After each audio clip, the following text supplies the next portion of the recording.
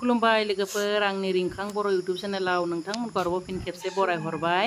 लोगोफोर नै फुंनि आदार होलायनोसै माइरं सुना लाबाय। आं बेवहाय माइरंखौ मोजांनो सुनानै लाबाय आरो माइरंखौ सुनानैसो होनांगौ नङाब्ला दाउफोरा खिनाय जायोना पाउडार थायो दाउ माइरंआव बिनि थाखाय सुनानै होयो। ओमफ्राय दायो आङो नै गुन्दै लालायबाय।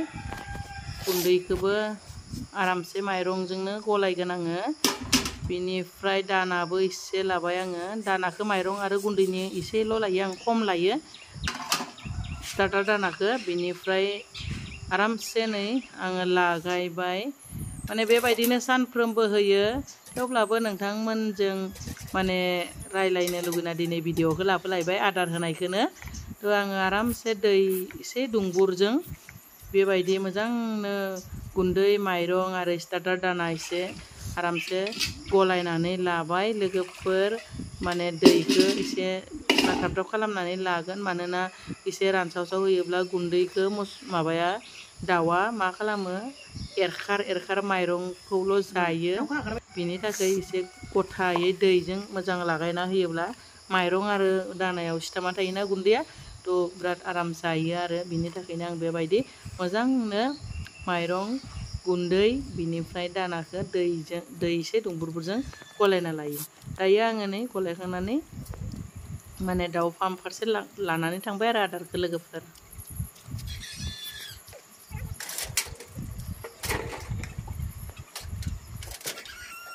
बिराद हाद्रिनि थाखायनो खर'खौ खावखानो गोनां जायो। माने बिराद दुस्थ' दाउफ्रा आंखौ मोजां खर'बो खानो होआ आरो बाहेरायाव ओंखारनो नागिरबाय थायो। बिनि थाखायनो आङो नारथांनो गोनां जादों दरखौ। दराबो आंना एसे टेम्परारि बायदि नालाय बिनि थाखायनो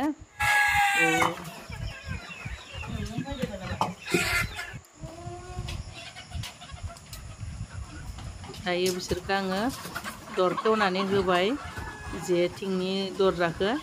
बिसोर एकदम नै माने रुमनिफ्राय बाहेरायाव ओंखारनो मोनोब्लाथाय बिराद आराम मोनो आरो बिरखाव बिरसि फुंनि आदारखौ उखैब्लाबो जानोनो बावगारो बिसोरो। ओरैबायदि माने खारखाव खारसि बिरखाव बिरसि एम्फौसो नागिरो गेलेयो माने आदार जास्लाबनोनो नागिरा फुंनि टाइमाव। जै 9टा 10टा जाबाय होमब्लासो आदारखौ लायो बिसोर खारखाव मेङोब्लासो। थेवब्लाबो आरो सोरबा मासे मानैबो जायो आरो एम्फौ नागिरनानै मोनाब्ला बिसोर दानाखौनो जायो नालाय। सानफ्रोमबो आङो फुंनि 6:30 बाजियावनो फुंनि दानाखौ होयो आरो दानियाबा लोगोफोर। थ' बेखौनो नोंथांमोनजों रायलायगोन। गोबाव एसे सान जाबाय भिडिअ होयिया बिनि थाखायनो आङो दिनै दाना होनायखौनो भिडिअ लाबोनोसै लोगोफोरजों रायलायनोसै होननानै भिडिअखौ लाबोनाय जादों लोगोफोर। थ' दानाखौ आङो दायो नै दाउफोरनो राननानै होगोन आरो।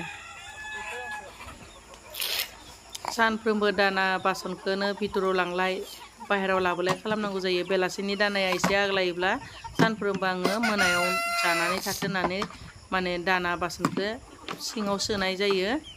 थ' बिनि थाखायनो बरनलाय सोलाय बेबायदि आरो दाना बासनखौनो।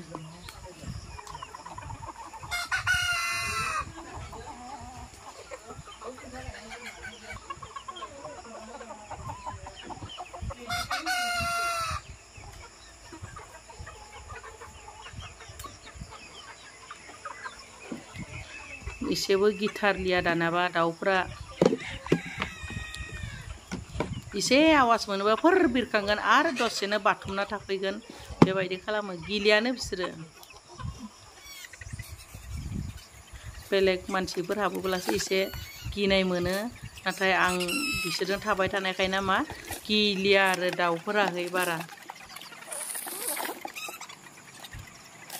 गासैनोबो ज'नो दानाखौ रानना लानानै थाब माने माबाना होगोन आरो आङो एसे गोजानाव।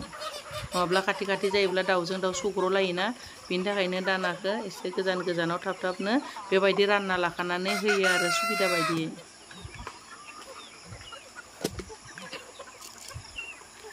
अखा हानायजोंनो एसे माने प्रब्लेम जाबाय थादोंना बिनि थाखायनो आङो फुङावनो दाउफोरखौ फुङाव अखा हायाबाथाय फुङावनो बरनो आरो मा समाव मा जायो मिन्थिया। एसे दिन मोजां मोनोब्लानो दाउफोरखौ आं बहनो अखा हाबाथ' आरो सिङावनो दोनबाय थानो नांगौ जायो नालाय बिनि थाखाय एसे जुदि माने सान्दुं दुंनाय बायदि मोनोब्लाथाय मा बुङो एसे स्रां स्रां बोथोरखौ स्रां स्रां नुयोब्लाथाय माने फुङावनो मालाबा 5टा मालाबा 6:30 6टा बेबायदियाव माने दाउफोरखौ बहनो आरो आङो फुङावनो दानाबा सिगांथ' एसे 7टायानो जायोमोन नाथाय दा 7टा जालिया फुङावनो बहरनो आरो बोथोरखौ नायनानै आं दायो गासैबो दाउफोरनो बेबायदिनो दानाखौ थख' थख'यै होबाय गावबा गाव दा माने जासिगोन आरो बिसोरो थखा थखानो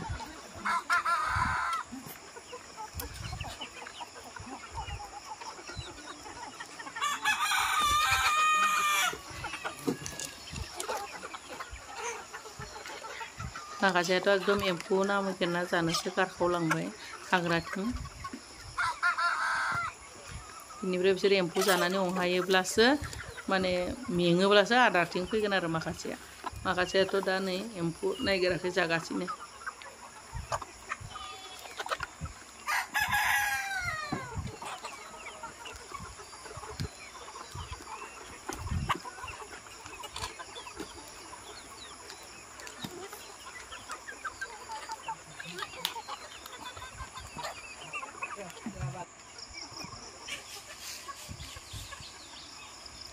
लोगोफोर आंनि भिडिअखौबो अननानै एसे नायदो शेयार खालामदो आरो मोजां मोनोब्ला लाइक शेयार कमेन्टबो खालामदो आरो चेनेलखौबो अननानै साबस्क्राइब खालामनानै हो लोगोफोर बे साननैथ' एकदम साबस्क्राइबबो खालामनाय माने खालामनायानो बिराद खम जादो आरो नायनायाबो एसे खम जादो जानांगौ अननानै एसे नायदो आरो भिडिअखौ लाइक शेयारबो खालामदो मोजां मोनोब्ला साबस्क्राइबबो खालामदो लोगोफोर मानोना नोंथांमोना नायोब्लासो नोंथांमोना अनोब्लासो माने भिडिअ खालामनानैबो मोजां नाङो आरो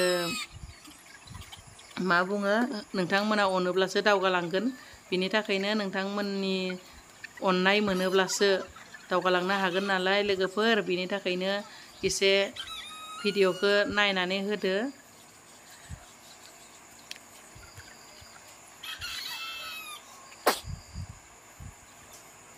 बेथिंनि खावसेया बिराद एम्फौसो जादो लोगोफोर